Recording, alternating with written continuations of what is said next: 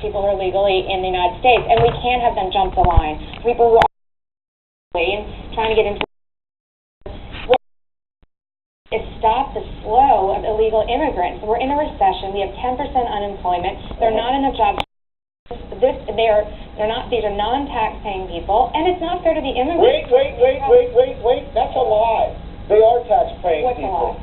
What you just said, they are not tax-paying people. They do pay taxes. How can a legal immigrant pay? Oh, boy.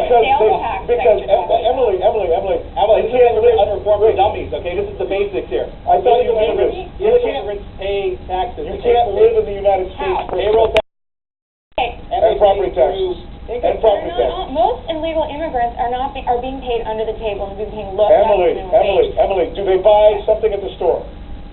Yes. When they buy something at the store. When you want these illegal immigrants to have a better life and no, I do, but it bothers me, and my job on this show is to make sure people hear the truth.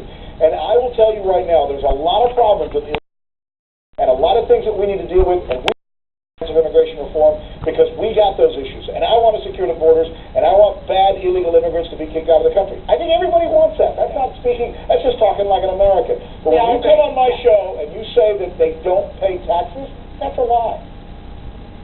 I'm sorry. Okay, Rick, can I get in on that? I've been sitting at home right before I was on the show trying to get through TurboTax. Right. Are you telling me that 11 million people out there are also filling out their forms? Wait, I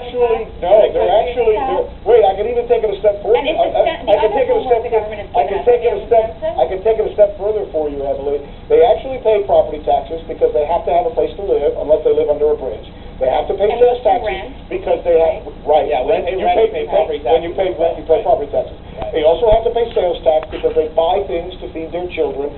And yes, there's a tax ID number that's deducted from their payroll, so they pay Social Security tax, although they'll never get a penny of Social Security taxes, and yet Americans get billions of dollars that they get into their Social Security as a result of the immigrants who pay into it. Well, you also haven't mentioned, I will cede you that, but also not mentioning that most people are not paying illegal immigrants payroll taxes or their Social Security taxes, so these people aren't, they're being paid less minimum wage, they're not getting health insurance, they're either.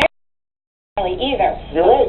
What we need, but all of this is like, there's so much that needs to be worked out in immigration reform. It's not going to happen this year. Harry Reid comes out and says this on Saturday, but 48 hours later, he realizes it can't, because he's in a losing race in Nevada, and he throws this Hail Mary pass to the Hispanic minority voters there, which was completely, he knew couldn't pass, wouldn't come up in the Senate this year. And by the way, it was pandering. I just want to say that you make a very, in many cases, they're not paid outright. They're paid under the table. And just like, by the way, there's people out there who aren't immigrants who kind of give the shaft to Uncle Sam and don't declare everything also. So, Rick, Ruben, your turn. I'm sorry. Also, this notion that somehow, listen, my way background, I've written before, as a matter of public record, in favor of workplace raids, in favor of deportations, but this notion somehow that there's a line people can get into, it's just not so. If you talk to immigration lawyers and you ask them basically how does one come to the country if you're unskilled and poor from a country like Mexico, it's virtually impossible, if not impossible.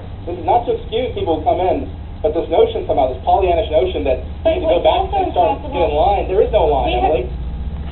But there are you know, there's also so many people in Iraq right now who work for contractors, whose wives and friends were getting killed, and they are on the to get in the United States. And shouldn't it all be fair? I mean, you know, they're living not just in poverty, they're living. The system isn't fair because back in 1965, when they reformed the immigration laws, they made these quotas per country and decided that you should have a greater allotment for a country like Mexico because it's on the border than for Iraq.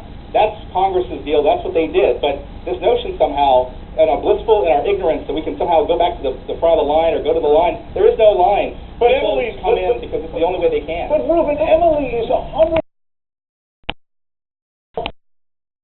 Where we can screen and determine who gets to come in and who doesn't, under what conditions, who gets to stay and who doesn't, we as a nation will be a hell of a lot better off. Instead of just having political arguments about it all the time. Absolutely. You need to have a reform effort that takes into account the fact that at core level you have Americans who won't do these jobs. particularly young Americans, who will not do these jobs at any wage, and that has to be part of it. That's why you need to get hold on, when you said that, I thought... Go ahead, Emily. Let's look at the bigger picture, and, you know, it's amazing. America's always been a nation of immigrants. It's always been a melting world where people aren't trying to... Students want to come here for student visas and go to college. People want to work here, and it's great for our country. It just needs to be systematic. They can't just be slipping in across the borders. You absolutely agree. Realistic, and so there you go. How we secure the border, I think, you know, now John McCain's... Now it's a question of getting it done. I think that's a good idea. Emily, we're out of time, and I'm glad we had a spirited conversation. It was fun. Ruben, you too.